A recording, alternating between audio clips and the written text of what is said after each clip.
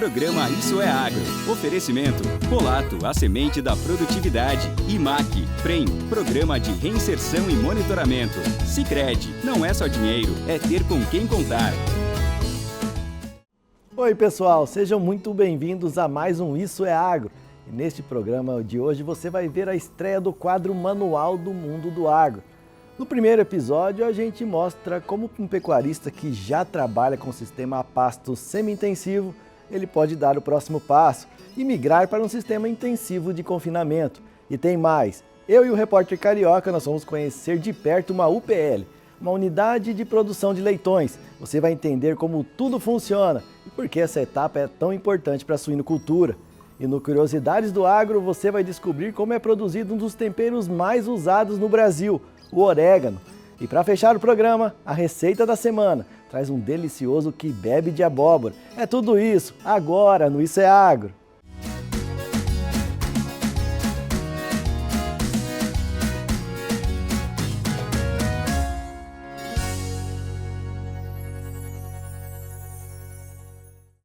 E a gente começa o programa de hoje com a estreia do quadro O Manual do Mundo do Agro. Já nesse primeiro episódio, a pergunta ela é direta. Quem já trabalha com pecuária de pasto semi-intensiva, ele pode partir para o confinamento? A gente conversa com um produtor que fez essa transição e com um especialista que explica passo a passo o que precisa ser analisado, quais os cuidados são necessários e se essa mudança ela faz sentido para a realidade de cada propriedade. É conteúdo técnico, mas explicado de um jeito simples e prático. Todo pecuarista que trabalha no sistema a pasto, seja ele extensivo, semi-intensivo ou TIP, em algum momento faz a mesma pergunta: será que está na hora de confinar? Mas antes de mudar de sistema, é importante entender que confinamento não é só colocar boi no coxo. É gestão, é planejamento e é decisão técnica. No Manual do Mundo do Agro de hoje, a gente vai te mostrar o que você, pecuarista, precisa entender e se atentar antes de sair do pasto e entrar de vez no sistema de produção intensiva, o confinamento. E o primeiro passo não está no confinamento, está no pasto. Antes de pensar em intensificar, o produtor precisa conhecer bem o próprio sistema, taxa de lotação, ganho médio diário, idade de abate e custo por arroba produzida. E foi exatamente isso que o pecuarista Márcio fez. Ele buscou entender as necessidades da sua produção e os desafios da própria propriedade, antes de dar o próximo passo. A dificuldade inicial aqui que tínhamos numa pecuária tradicional é o número, a lotação de animais por hectare, o custo da propriedade, que é uma propriedade relativamente pequena, em torno de 300 hectares, e eu tinha somente um funcionário. Então, essa ideia de intensificar seria produzir mais em cima da mesma área, produzir mais arrobas em cima da mesma área, aumentar a produtividade da fazenda, consequentemente vão ter mais funcionários, intensificar e melhorar a lotação e a produtividade da propriedade. Hoje a sua propriedade tem uma capacidade produtiva de quantos bois por? Eu tinha por hectare em torno de 700 animais, em 280 hectares de pasto. E agora com confinamento? Com confinamento, a gente está iniciando aí com 1.800 animais e pela estrutura que nós estamos montando aqui, nós vamos atender aí uns 2 giros de 5.000. Eu acho que o primeiro ponto que a gente deixa muito claro com o produtor, na hora que ele decide ou que ele tem um desejo de fazer o confinamento, de intensificar a sua propriedade, nós como técnicos, nós temos o papel de mostrar para ele a realidade desse novo sistema. Seja melhorando a produção de pasto através de adubação, ou seja, aumentando a engorda através de confinamento.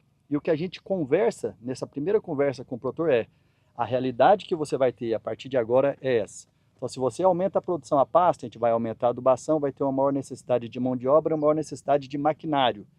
Consequentemente, a gente tem uma maior demanda de capital para tocar o seu sistema de produção. Você está preparado? Então, essa primeira conversa, ela serve para poder alertar o produtor de onde ele está entrando. E aí é um ponto inicial, crucial para que isso tenha sucesso no futuro, porque ele sabendo onde ele está entrando, com a expectativa alinhada, tem todo as coisas adequadas para que ele consiga seguir o plano de ação que a gente estabelece. Quando a gente define fazer o confinamento, a gente explica muito bem como é as atividades, como é a gestão, a importância de um planejamento adequado.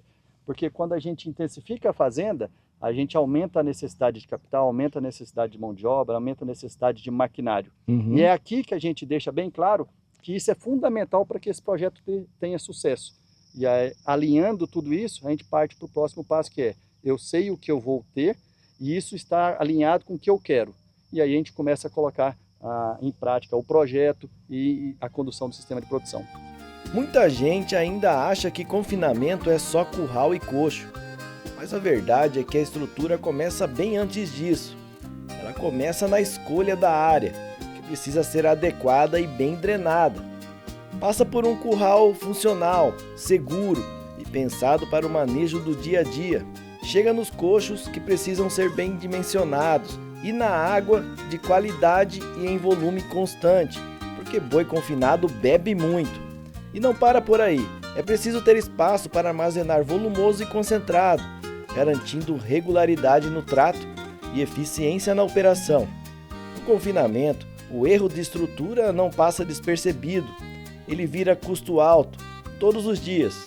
Montar uma estrutura dessa de confinamento requer um investimento muito alto, então nós precisamos fazer esse investimento da forma correta, né? Para que em nenhum momento a gente invista em alguma estrutura de forma errada, no local errado, enfim, com assistência técnica, assistência ambiental.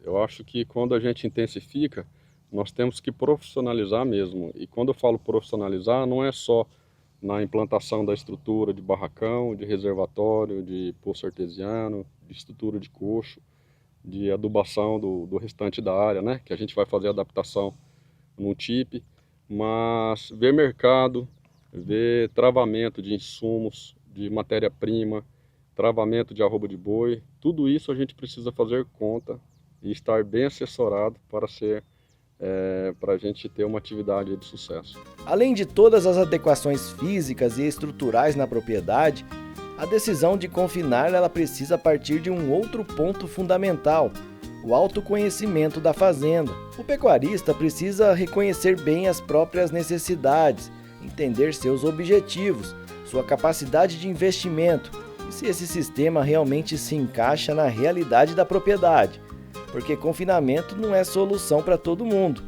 É uma ferramenta que precisa estar bem alinhada com o perfil do produtor e com o que a fazenda consegue entregar. Qual que é essa grande mudança para um pecuarista como ele, que mexia tanto a pasto, de repente mudar o seu sistema para um confinamento? Antes até de pensar em mudar, o que ele tem que entender sobre esse sistema?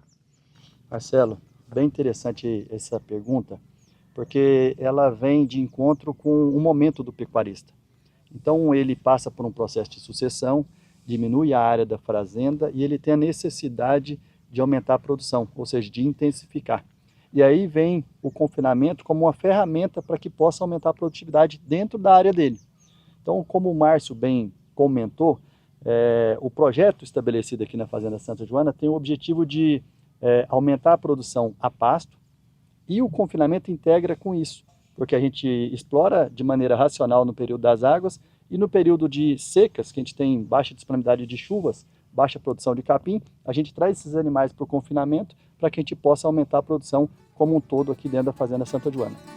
Tudo precisa ser analisado, inclusive o local ideal dentro da propriedade para instalar o confinamento. De acordo com orientações técnicas da Embrapa, áreas com leve declive, entre 2% e 5%, são mais indicadas para esse sistema.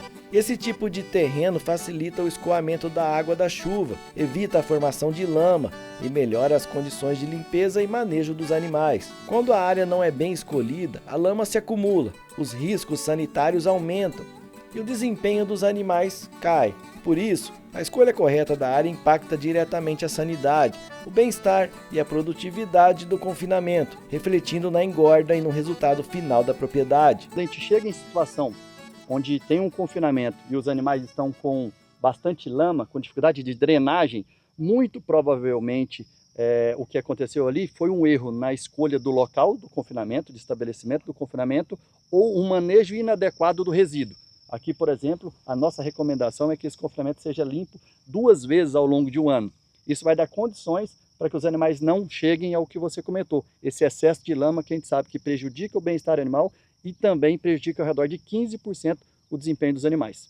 Com o local definido, com o que o pecuarista precisa se preocupar em termos de estrutura física para a implementação do seu confinamento? Existem algumas estruturas necessárias para que a gente tenha a condução de confinamento. Em fazendas normais, a gente já tem o curral, a gente já tem umas pistas de acesso para poder chegar os caminhões de insumo, porque basicamente a gente tem a matéria-prima boi, que nós vamos engordar, mas muitas das coisas vêm de fora. Milho, DDG, casca de soja, caroço de algodão. Então a gente precisa ter esse acesso facilitado para que a gente consiga fazer um trabalho bem feito. E aí a gente começa a desenhar as outras estruturas. As baias, que são essas estruturas que vocês estão vendo, a gente delimita e aí de acordo com o sistema de produção a gente define o tamanho dos lotes. Então aqui vão ser lotes de 120 a 150 animais.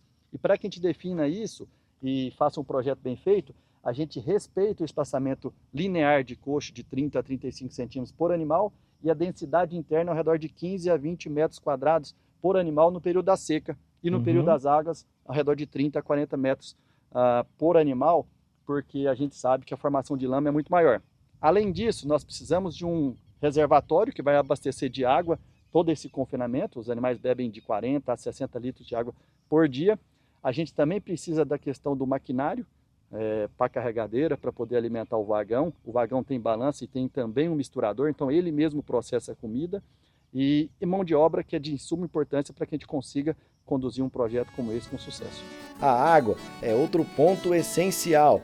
É preciso ter bebedouros bem posicionados, com água limpa, de qualidade e em volume suficiente, porque no confinamento o consumo aumenta bastante.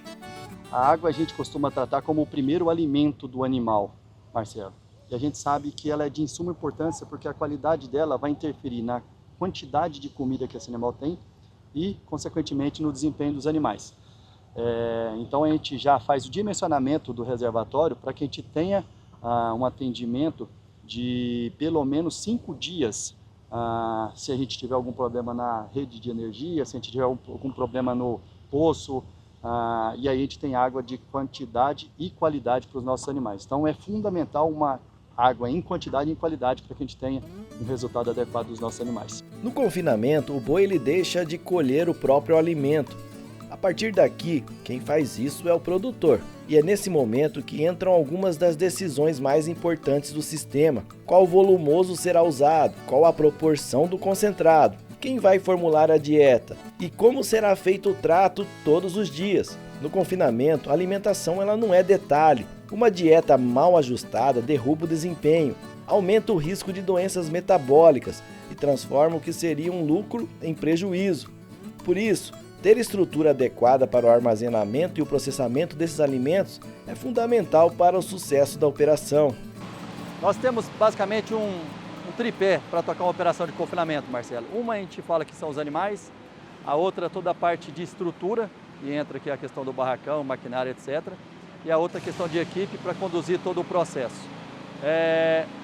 Quando a gente pensa em estrutura, em um confinamento como esse, que nós vamos ter ao redor de 1.500 animais, a gente tem uma necessidade ao redor de 15 a 20, 25 mil quilos de comida por dia para terminar esses animais.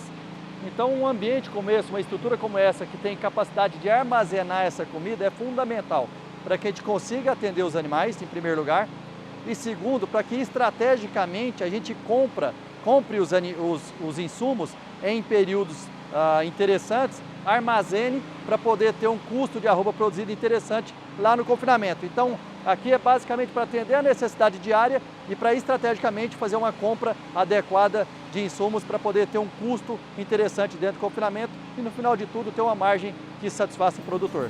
O confinamento ele não começa no curral, ele começa no planejamento. Quem entra sabendo onde quer chegar tem muito mais chance de sucesso. Mudar do pasto para o confinamento é uma virada de chave. Não é um passo obrigatório, mas quando bem feito, pode encurtar o ciclo, melhorar o giro do capital e aumentar a eficiência da propriedade. Por isso, buscar orientação profissional é fundamental. Conhecer bem o sistema, entender os custos e tomar decisões técnicas faz toda a diferença no resultado final. E é exatamente com esse objetivo que o Lanner aproveita o momento para convidar os produtores para o simpósio da Nutripura, onde temas como esses são debatidos na prática, com troca de conhecimento e apresentação de soluções durante o dia de campo. Fundamental é o produtor ter alguém ao lado que possa aconselhar ele corretamente, ou seja, um profissional, uma empresa que consiga, através da sua experiência, aconselhar, fazer o passo a passo para poder implementar um projeto como esse. A gente subestima muito a atividade pecuária, mas ela é extremamente complexa. Nós estamos falando de interação de solo, de planta, de animal, de clima, pessoas, uma série de coisas e ferramentas que são necessárias estarem integradas para que ao final a gente tenha uma atividade bem sucedida e seja sustentável, ou seja, que ela possa se repetir ao longo dos anos. Porque essa é a ideia, quando o Márcio faz uma estrutura como essa, a ideia é que ela dure 10, 15, 20, 50 anos e não para 1, 2, 3 anos. E para quem quer conhecer um pouco mais de pecuária intensiva, seja a pasto ou em confinamento, nos dias 19, 20 e 21 de março, aqui em Rondonópolis, no dia 19, a gente vai ter um dia de campo no Centro de Pesquisa da Nutripura, onde a gente vai mostrar no dia quais são as atividades, as ferramentas e as estratégias que as fazendas mais produtivas, lucrativas e sustentáveis têm feito para conseguir excelentes resultados. E no dia 20 e 21 de março, em Cuiabá, algumas palestras também bem interessantes para poder falar um pouquinho sobre gestão, sobre mercado e aí auxiliar os produtores rurais nas suas estratégias para que consigam bons resultados ao longo das próximas safras.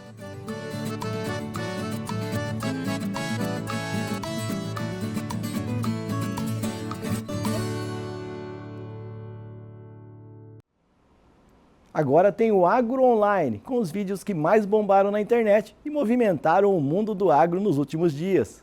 Depois que você vê isso aqui, você nunca mais vai espantar os sapos do seu quintal. Ele já pode ter salvado a tua vida e você nem sabe. A maioria das pessoas tem medo, repúdio, nojo e espantam os sapos do próprio quintal. Aqui durante o dia, nós temos as galinhas protegendo e limpando o quintal de todos os insetos. Mas à noite elas estão dormindo. Sabe quem faz a limpeza para nós à noite aqui no sítio? Olha essa cena aí, a facilidade que eles têm para comer o escorpião. Pode ser que um sapo já comeu o escorpião que estava em volta da tua casa e você nem sabe durante a noite. Então, esses bichinhos não fazem mal para ninguém, só nos ajudam a fazer a limpeza aqui no sítio.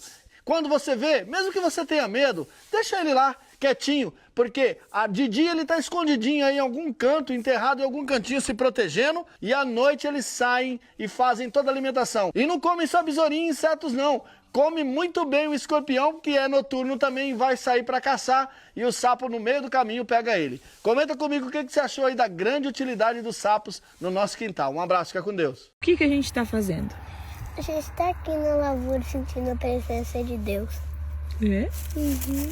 E o que você gostaria de falar para quem não conhece a roça e às vezes até fala mal da roça? Fala mal? Você sabia que tem pessoas que falam mal da roça? Eu não gostaria de falar nada, porque mal sabia que o nosso maior orgulho é plantar roça e dividir o nosso alimento com todo o pessoal do planeta Terra. Você sente orgulho disso? Uhum. E ser chamado de produtor rural. É? De Minegrão. E você tem orgulho de ser chamado disso? Sim. Sério? E deixa eu te fazer mais uma pergunta. Pode fazer. Se você pudesse falar para eles o que acontece aqui, o que você falaria? O que você falaria sobre a vida no campo? Aqui a vida no campo, a gente sente a presença de Deus. Deus aqui é muito bom pra gente. Cada pedacinho de germinação é pedacinho de Deus. Tem germinação, a gente vê a germinação. A gente produz alimento para eles. Mal sabe eles o alimento que eles comem todo dia no café da manhã, que vem o pão, tudo vem da roça. Começa aqui na plantinha até crescer e virar pão. Que lindo, e qualquer coisa. Filha. Muito lindo. Eu tenho muito orgulho dessa profissão. E você? Eu tenho muito orgulho de Deus, né? Você tem muito orgulho de Deus? No meio de vocês. E eu tenho muito orgulho de você. Obrigada. O negócio é chato. Se vocês quisessem vir aqui ver. Eu falei um sim, né? Sim? E o que você mostraria para elas aqui na roça? Mostraria a lavoura, a fazenda, tudo que nós temos e tudo. Mostraria? Tudo. E o que você acha que elas continuariam a falar mal ou elas mudariam de ideia se elas conhecessem verdadeiramente uma lavoura, Mudaria uma de fazenda? ideia. Por quê? Porque a lavoura é muito boa, né? É muito boa. E por que é bom? Porque a gente produz o nosso maior orgulho do planeta Terra, né? E você tem orgulho disso? Uhum. Tem? Ele ser chamado de produtor rural. Caipira também, né? Você tem orgulho de ser caipira? Eu também tenho orgulho de ser produtor, ser chamado de produtor rural, ser chamado de caipira, ser chamado de minegrômano. Você Eu gosta? sou, né? Apesar, Você é o quê? graças a esse céu e Deus, O que você é? eu vou ser um grande agrônomo. Um grande agrônomo? Sim, deve ser. Eu tenho certeza disso. O negócio é chato. A gente faz uma pausa rapidinha. Não sai daí que eu já volto com mais Isso é Agro.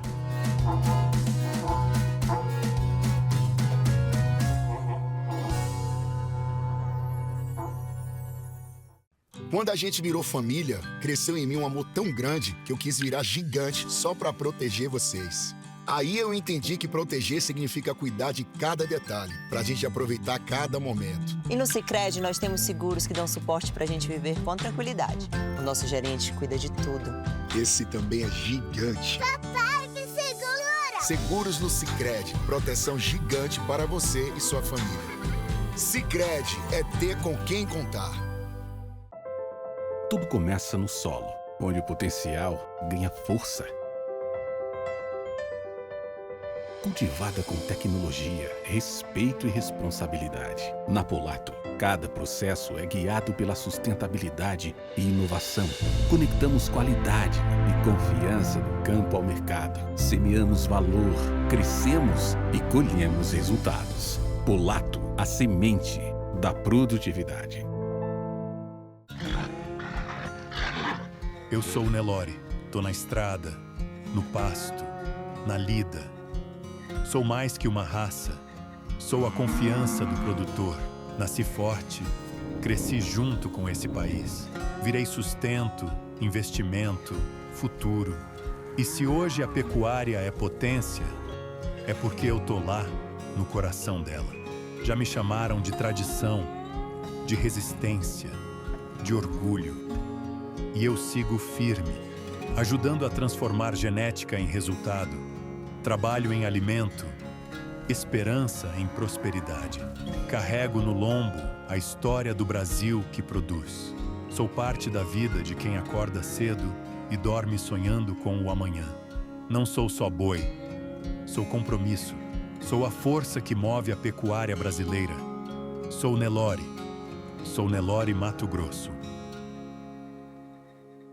A pecuária em Mato Grosso respeita a lei e é sustentável. Para as fazendas que tenham problemas ambientais, o IMAC criou o Programa de Reinserção e Monitoramento, PREM.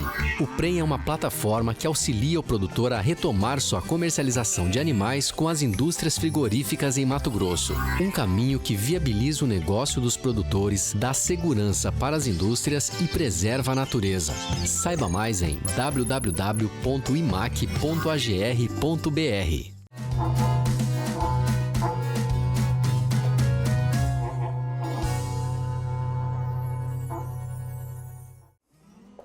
Eu tô de volta e agora eu e o repórter Carioca, nós vamos conhecer de perto uma UPL. É uma unidade de produção de leitões. Você vai entender como funciona essa estrutura, como que é o manejo dos animais, porque essa fase ela é tão importante para garantir produtividade, sanidade e bons resultados na suinocultura. É o agro por dentro, do jeito que a gente gosta de mostrar.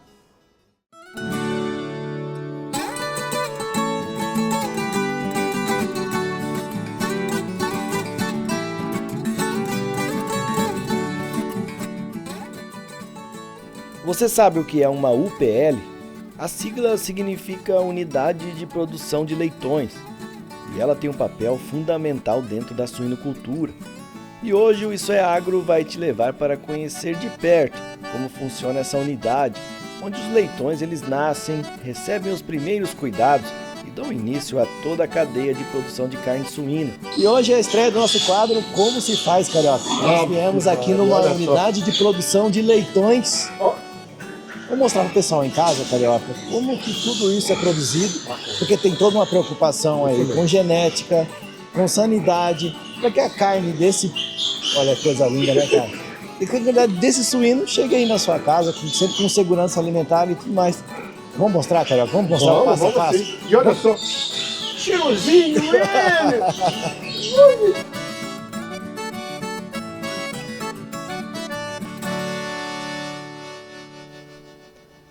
Brincadeiras à parte, por mais que seja impossível não se encantar com os leitões, tudo o que acontece aqui é resultado de processo bem definido. Cada etapa ela é pensada para garantir qualidade, bem-estar animal e principalmente segurança alimentar. Esses leitões ainda vão passar por outras fases da produção até chegar ao final da cadeia produtiva, que é o abate.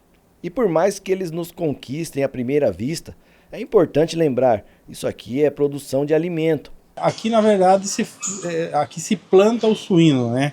Então, desde a da definição de padrão genético, desde a definição de tecnologia de imunidade, de sanidade, 80%, 90% da vida do suíno se define nesse nosso processo aqui, né? Então, quando ele vai para a terminação, ele já vai com todo esse portfólio de tecnologia definido, tanto de sanidade como de desenvolvimento genético, né?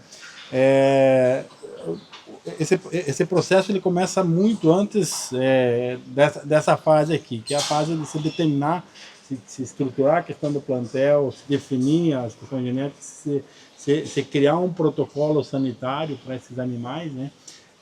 Quando a gente fala de sanidade, se fala em biosseguridade, se fala em imunidade, que são frações do processo de produção, né? Então a gente trabalha com a questão muito forte voltada para desenvolvimento de imunidade, até porque nós queremos produzir os animais mais saudáveis possíveis para que a gente não precise intervir com tratamentos com antibióticos, tem questões polêmicas ligadas a resíduos, né?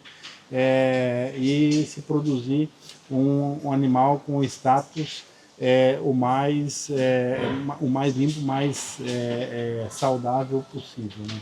Aqui, o trabalho ele começa muito antes do nascimento dos leitões. Ele se inicia no laboratório, na escolha criteriosa da genética, um dos pontos mais importantes da suinocultura moderna. Esse laboratório ele é para fazer o sêmen coletado, ele é processado, né? Ele é separado, já se coloca o adjuvante nele também. E também se faz análise, avaliação de viabilidade dele, né? Se olha em cada dose a motilidade, né, do esperma e também o volume, né, de espermatozoide em cada dose de sêmen para que haja uma eficiência também nas coberturas, né? Eu que pode pegar a análise, peguei na placa de Petri, a gente sempre põe a temperatura ali a mais, ela tem que estar um pouquinho mais quente para poder acordar mais os espermas que eles estavam em resfriamento. Então aí depois que eu faço esse processo, pego o coleto, com uma gotinha na placa de Petri, ponho a lentezinha por cima, e aí eu com o microscópio eu consigo ver a viabilidade deles. Se eles vão estar em motilidade, vão estar se mexendo mais ou não, se eles estão viáveis para fazer a inseminação. Tipo, é bom que seja sempre de 80% a 90% que você faz o visual ali, você mesmo dá essa nota, aí tá bom para poder fazer a inseminação. Após a inseminação e a confirmação da prenhez, as fêmeas passam a ficar neste ambiente. Aqui, elas recebem uma nutrição específica para o período de gestação, com dietas balanceadas que atendem às necessidades da matriz e garantem o bom desenvolvimento dos leitões. Cada detalhe da alimentação é planejado para manter a saúde da fêmea e preparar o plantel para uma maternidade mais segura e eficiente. Essas rações que você distribui em cada etapa, cada uma ela tem uma função para a etapa que ela está? Sim. Cada fase. Uma formulação, né? Para você ter uma ideia, uma fêmea na vida produtiva dela, ela recebe 5 tipos diferentes de ração. Então, para cada fase, um tipo de ração. Ela tem uma ração antes dela cobrir, ela tem uma ração que entra do dia que ela é coberta até mais ou menos 70 dias. Aí ela recebe uma ração que vai mais ou menos dos 75, 80 dias até uma semana, 2 anos do parto. Depois tem a semana, a ração do parto, né, e amamentação, né. E aí ela volta no flushing de novo. Né? Por exemplo, na fase de gestação, que seria aí do dia que ela cobre até os 70 dias, é uma fase que a gente utiliza casca de soja na formulação. Também é um ingrediente de soja que a gente compra nas indústrias, mas ele é um material mais fibroso, né, para evitar a constipação dessas fêmeas, elas defecarem com mais tranquilidade. Sim. Então, aí depois a gente entra na pré-parto com fórmulas mais carregadas com aminoácidos, vitaminas, proteína e energia, para que ela tenha um desenvolvimento de feto com mais peso, que é no terço final que se define o peso de nascido, né? Então para cada fase tem a particularidade que a gente designa o balanceamento nutricional. E esses cuidados vão muito além da alimentação. A água tem um papel fundamental em todo o processo aqui na granja. Ela influencia diretamente a saúde dos animais, o consumo da ração, o bem-estar das matrizes e o desempenho dos leitões. Por isso, o controle da qualidade e da disponibilidade da água é tratado com prioridade dentro da UPL. A água e ração é o que mantém ela, né? Então a qualidade da água ela é necessariamente um fator que precisa ser muito bem cuidado. Tanto que essa água ela é substituída 3 vezes por dia. O Marcos, ele é filho de produtores de suínos e cresceu acompanhando de perto a rotina da suinocultura. E ele nos conta que ao longo dos anos, os sistemas de produção passaram por mudanças profundas. O que é feito hoje aqui é completamente diferente do que o avô e o pai dele utilizavam no passado. Tecnologia, genética, manejo e sanidade transformaram a atividade, tornando a produção mais eficiente, segura e profissional, sem perder a tradição de quem vive da suinocultura há gerações. Suinocultura é um negócio que desde que eu me lembro por gente, nós estamos sempre mudando ela. A suinocultura que meu avô tinha muito totalmente diferente do que seu pai tinha, que você tem. Que nós temos hoje, né? Então, e possivelmente a suinocultura que eu vou deixar para os meus filhos vai ser diferente do que você aplica hoje. Então, a cada tempo que passa, as necessidades elas são diferentes. Alguns anos atrás eram baias enormes, coletivas, os animais eram cobertos e inseridos nas baias coletivas. A baia individual era uma modernidade, né? Hoje já se desenvolveu sistemas onde é muito mais vantajoso trabalhar com baia coletiva do que com individual. E aqui estão as fêmeas que foram selecionadas com base na genética e no desempenho produtivo.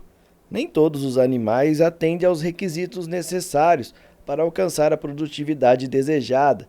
Nesses casos, são considerados de descarte. Esse processo de seleção é fundamental para garantir que a produção evolua continuamente, tanto em qualidade quanto em quantidade, mantendo um plantel cada vez mais eficiente. Dentro do plantel total, 10% de fêmeas que são fêmeas puras avós, que recebem sêmen de fora de macho avô também, específico para fazer o cruzamento e tirar fêmeas para a produção, né? Essas fêmeas de reprodução, ela tem um manejo diferente?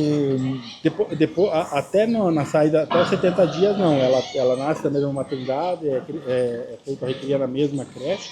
A partir do momento que a gente tira da creche, ela vai para baia separada, daí ela começa a receber uma alimentação diferente que já vai preparando ela para ser uma fêmea reprodutora de alto potencial, né?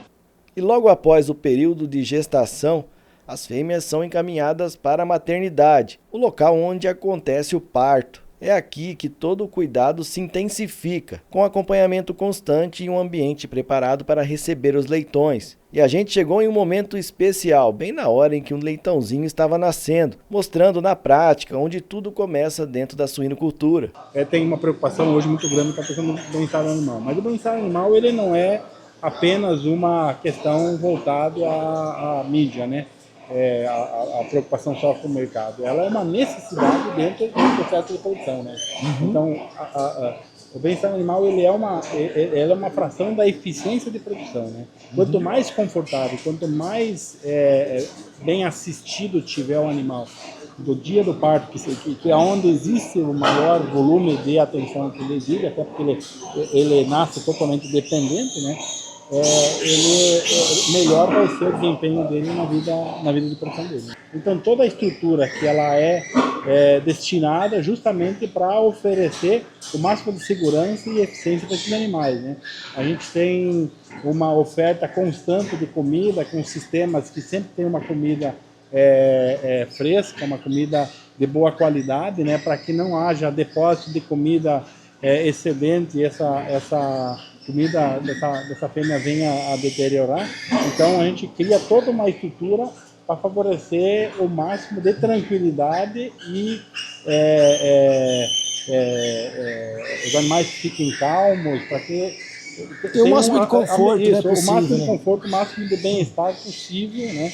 Para que possam desempenhar a função deles, eficiência produtiva deles ao máximo. E cerca de 21 dias após o parto, os leitões eles são desmamados e seguem para outro ambiente, conhecido como creche. Aqui, passam por uma fase de adaptação importante, deixando o leite materno e iniciando a alimentação com ração específica para esse período. Essas dietas são formuladas para facilitar a digestão, estimular o consumo de alimento sólido e garantir um bom desenvolvimento.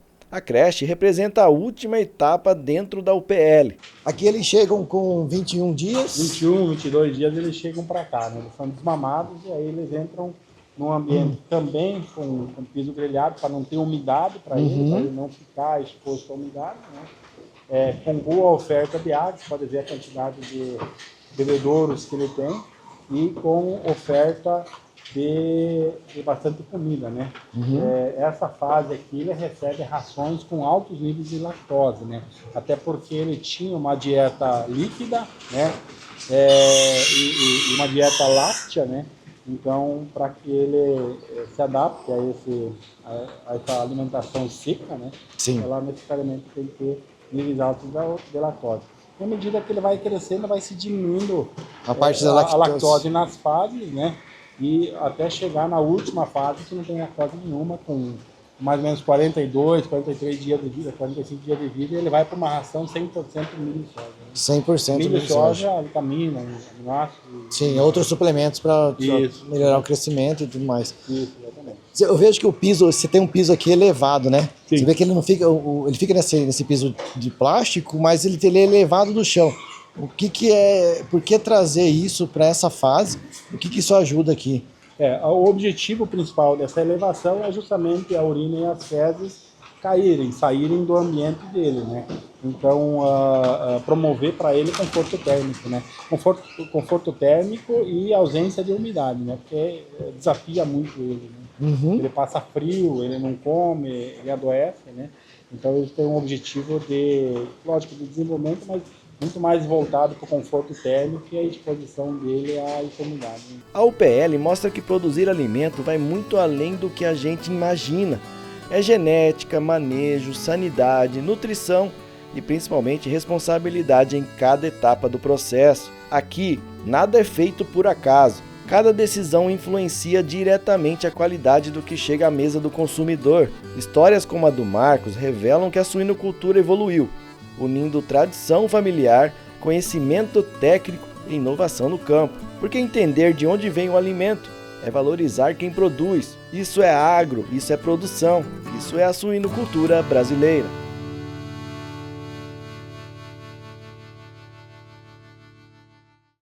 E depois dessa visita técnica, é hora de análise. Está no ar a Opinião Sincera com a Lilian Dias, trazendo reflexão e informação sobre os temas importantes do nosso agro.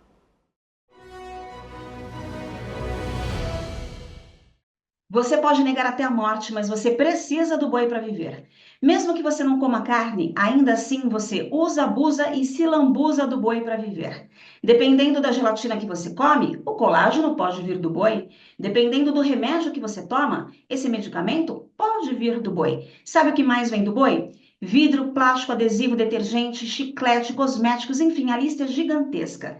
E mesmo que você diga que você lê todas as bulas de tudo que consome, você ainda precisa do boi, mesmo que inconscientemente. Sabe aquele carro por aplicativo que você chama, que chega lá com um lindo banco de couro super confortável? Aí eu te pergunto, você dispensa o motorista? Duvido. Admita que dói menos. E olha só, antigamente diziam que nem o berro era aproveitado, que aproveitava-se tudo do boi, menos o berro. Hoje em dia, com a tecnologia, até o berro é aproveitado. Sabe por quê? Porque você vai lá e pode gravar e fazer dele um despertador. Porque quem sabe assim você acorda para a vida e admite de uma vez por todas que você precisa sim do boi para viver. Pegou essa semente? Agora plante. Eu dedico este comentário ao Noah dos Santos, um jovem pecuarista que fica indignado com a hipocrisia de quem diz que não precisa do boi para viver. Noah, não esquenta a cabeça não. Contra fatos não há argumento. E no Curiosidades do Agro de hoje, a pergunta é simples. Você sabe como é produzido o orégano? Um dos temperos mais usados na cozinha brasileira. Ele está presente na pizza, no macarrão e em vários outros pratos. A gente mostra de onde ele vem, como ele é cultivado e por que ele é tão importante.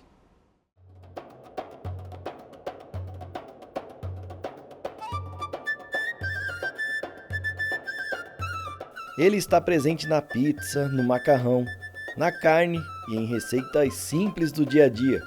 O orégano é um dos temperos mais populares do mundo, mas por trás desta pequena folha seca existe uma grande quantidade de história que começa no campo, passa pela indústria e termina na prateleira do supermercado. O orégano ele tem origem na região do Mediterrâneo, especialmente em áreas que hoje fazem parte de países como a Grécia, Itália e Turquia. Desde a antiguidade, ele já era valorizado não só pelo sabor, mas também pelas propriedades medicinais. Com o tempo, o cultivo se espalhou pelo mundo, acompanhando a expansão da culinária mediterrânea. O orégano é uma planta rústica, que se adapta bem a solos leves, bem drenados e com boa incidência de sol. Ele não exige grandes volumes de água e se desenvolve melhor em regiões de clima mais seco. O plantio pode ser feito por mudas ou sementes, e após o estabelecimento da planta, o produtor consegue realizar várias colheitas ao longo do ano. No Brasil, o orégano ele é cultivado principalmente por pequenos e médios produtores, em regiões de clima mais ameno. Estados do Sul e do Sudeste concentram grande parte da produção nacional. Mesmo assim, boa parte do orégano consumido no país ainda é importada, o que mostra um potencial de crescimento para a produção nacional. A colheita do orégano acontece no momento em que a planta atinge o máximo de concentração de óleos essenciais. Esse detalhe faz toda a diferença no aroma e no sabor final do produto. O corte é feito acima da base da planta, permitindo que ela rebrote e produza novas folhas. Depois de colhido, o orégano passa por uma etapa decisiva, a secagem. As folhas elas precisam perder a umidade lentamente, sem excesso de calor. Esse processo concentra o aroma e preserva os componentes naturais da planta. Uma secagem mal feita pode comprometer todo o lote. Com as folhas já secas, o orégano ele segue para a indústria. Aqui, ele passa por máquinas de limpeza, separação de galhos e impurezas e padronização do tamanho das folhas. Tudo isso garante um produto mais uniforme, seguro e pronto para o consumo. Antes de ser embalado, o orégano passa por rigorosos controles de qualidade. São avaliados cor, aroma, textura e pureza. Esse cuidado garante que o produto chegue ao consumidor com padrão e segurança alimentar. Após a aprovação, o orégano é embalado em materiais que protegem contra a luz, umidade e o ar. Isso ajuda a preservar o aroma e o sabor por mais tempo. A partir daí, produto ele segue para supermercados, restaurantes e cozinhas de todo o país. Além do sabor, o orégano também traz benefícios para a saúde. Ele é rico em antioxidantes, possui ação antimicrobiana e ajuda na digestão. Compostos naturais presentes na planta auxiliam no fortalecimento do sistema imunológico e contribuem para a saúde intestinal. Um tempero simples, acessível e presente em milhões de mesas, mas que carrega uma cadeia produtiva que envolve campo, indústria, ciência e muito trabalho. Do Mediterrâneo ao Brasil, do campo ao supermercado, o orégano é mais uma prova de que o agro está presente nos pequenos detalhes da nossa vida. Isso é agro, isso é curiosidades do agro.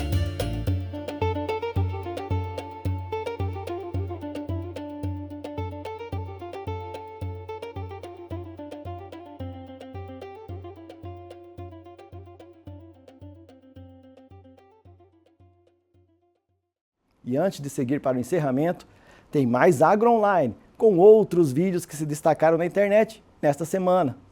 Quer aprender a fazer ele começar a produzir desse tamanho aqui? Vem comigo que eu vou te passar a adubação que você vai fazer. Seu pé de limão vai começar a produzir desse tamanho. Vem junto! Primeira coisa, pessoal, entra com rego aqui, ó, ao redor dele, desta forma que vocês estão vendo aqui, ó. Desse jeito, tá vendo? Faça um rego ao redor. 400 gramas de calcário ao redor dessa muda, pessoal. Deixa assim, ó, bonito, branquinho, ó, o pé, ó. Desse jeito. Cubra o fundo do calcário, pessoal, para a gente entrar com a adubação agora. O adubo que você vai precisar é isso aqui, ó, ureia e cloreto de potássio. Você vai usar 200 gramas de ureia, 200 gramas de cloreto de potássio e vai fazer ao redor. Desta forma. Agora você vem e cubra essa adubação para a gente fazer a irrigação. Agora você vem com a irrigação, pessoal, para quê? Para a gente fazer a planta absorver essa adubação pelas raízes. Ela vai segurar os frutos e vai encher de fruto, que nem aquele meu. Não interessa o tamanho da sua fruta, faça aí e comenta aqui se você vai fazer e compartilha, gente, para nós ajudar, ó, o tanto de flor, para nós ajudar mais pessoas, como fazer o pé de citro, segurar as flores, laranja, limão, porcão, que você tiver aí, vem comigo! Pai, por que o senhor não compra aquelas bandejas de plástico para apanhar ovo? É porque aquelas bandejas, Pedro, é R$5 cada uma bandeja. Aí os baldes aqui é de graça. Aí tu acha que eu vou dar R$5 numa bandeja daquela aqui? No mínimo aqui eu tenho que ter umas 300 daquela. Já dá quanto? Aí eu vou deixar de economizar esse dinheiro, porque apanho no balde e passo as bandejas de papelão. Eu sou mais apanhando nos baldes. Então sempre estou errado. Então, se você, tudo que o povo disser, você for fazer, você não vai ver dinheiro nunca no seu bolso. Mais um rápido intervalo. Já já tem receita boa chegando.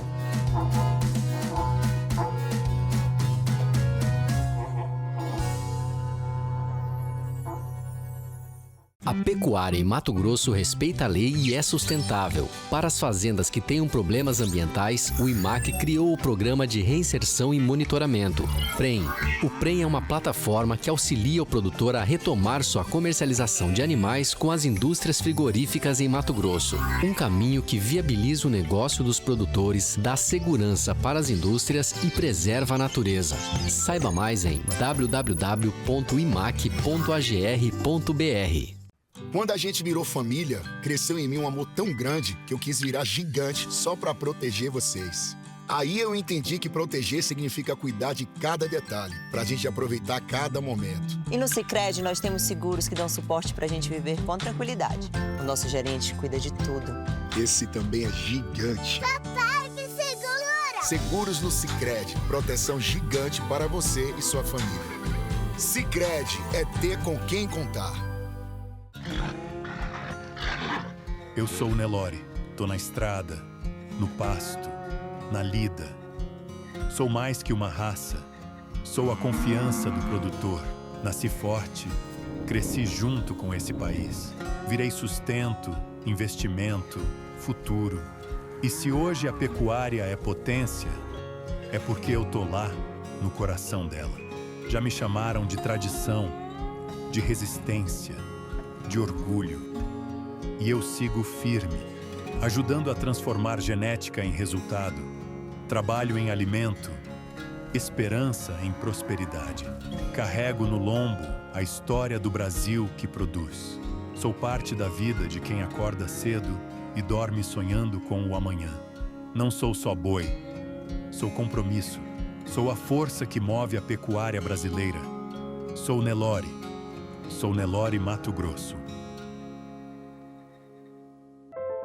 Tudo começa no solo, onde o potencial ganha força. Cultivada com tecnologia, respeito e responsabilidade. Na Polato, cada processo é guiado pela sustentabilidade e inovação. Conectamos qualidade e confiança do campo ao mercado. Semeamos valor, crescemos e colhemos resultados. Polato, a semente da produtividade.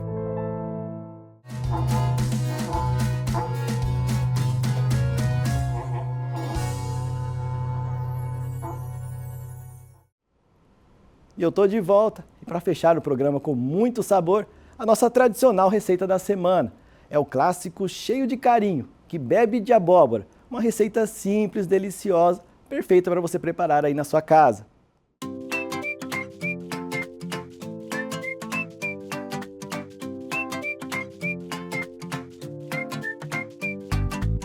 Oi gente, tudo bem? Eu sou a Alice. Hoje eu trouxe uma receitinha com cara de casa de mãe, sabe? Aquela comida gostosa para comer com arrozinho branco. A gente vai fazer um kebab. Já ouviu falar? Ali, aqui a divisa do Mato Grosso, ali com o Goiás, deve conhecer bem, porque o pessoal de Goiás faz muito com abóbora. Tem algumas versões com mandioca, mas pra mim, kebab é com abóbora. Pode ser com girimum, depende aí como você chama na sua casa. A gente vai começar fritando muito bem a carne. Qual foi a carne escolhida de hoje?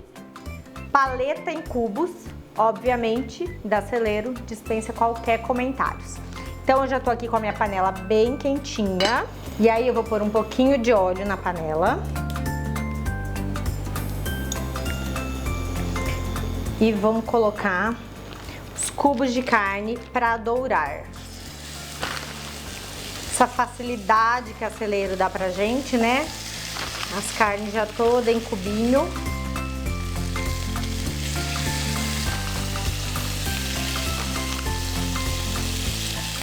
Eu vou aproveitar aqui já na panela e vou temperar. Pimentinha do reino. Sal. Páprica, eu tô usando a picante, pode usar doce, pode usar defumada.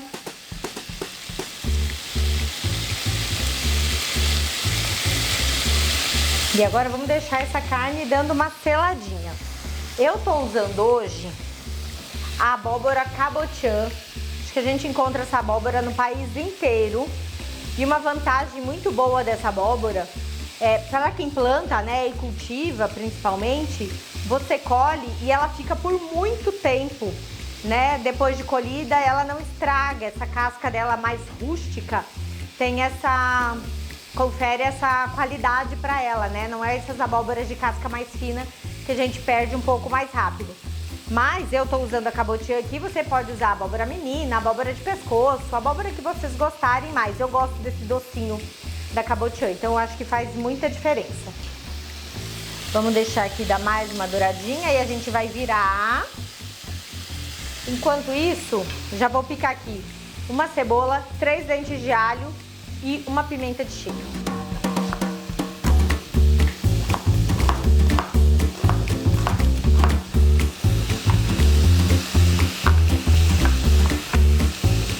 A carne bem douradinha dos dois lados, nós vamos adicionar agora, então, esses temperos. Aqui é a pimenta de cheiro, que é sensacional. Vou colocar um cubinho de caldo de carne, para também trazer bastante sabor aqui.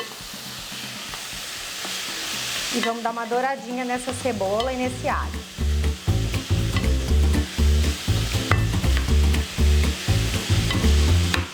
Dourando bem aqui, eu vou colocar um pouquinho de água e deixar cozinhar. A gente tá falando de uma carne de paleta, então ela precisa de um pouco mais de cozimento. Quem tiver muita pressa e quiser fazer na panela de pressão, mas a paleta da celeira não tem necessidade nenhuma. Com 20 minutinhos de panela aqui, você chega no ponto ideal.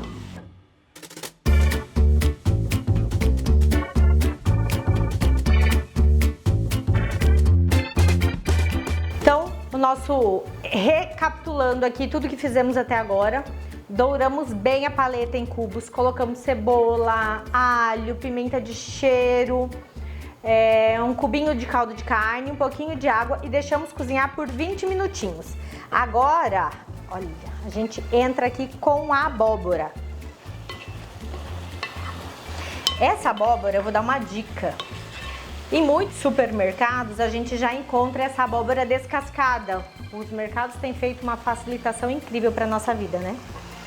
Mas o que eu faço para descascar a abóbora com mais facilidade e chega a ser até perigoso, né? Descascar a abóbora cabotiã. Eu coloco ela no micro-ondas por uns 2-3 minutinhos. A casca fica super molinha e ela não chega a tempo de cozinhar. Então, é uma dica muito boa. Ah, não tem micro-ondas? Coloca numa panela fervente, 10-15 minutinhos é o suficiente. Eu vou colocar mais um pouquinho de sal, porque agora eu vim com a abóbora e a abóbora é doce. Então eu preciso temperar. Mais um pouquinho de pimenta do reino, porque eu não resisto. E aí a gente vai colocar água e cozinhar essa abóbora. Algumas pessoas gostam dessa abóbora quase um purê. Eu não gosto, eu gosto de saber diferenciar abóbora e carne. Então aqui em 15 minutinhos a gente vai estar com a carne super macia, a abóbora super macia, pronto para servir. Vamos pôr mais um pouquinho de água e deixar cozinhar.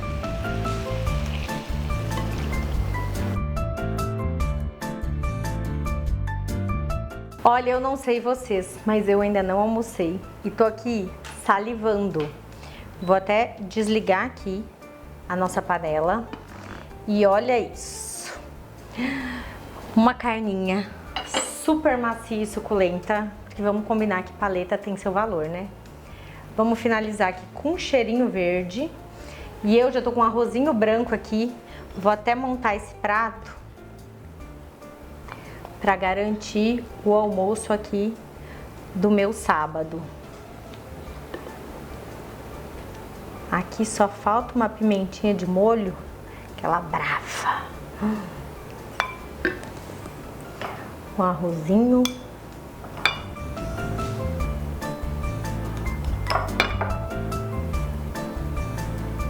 E me contem aí, quem faz que bebe em casa, quem já conhecia essa receita, quem tem o hábito, essa é uma receita muito familiar, né? Contem pra gente aqui. Tchau, tchau, até a próxima!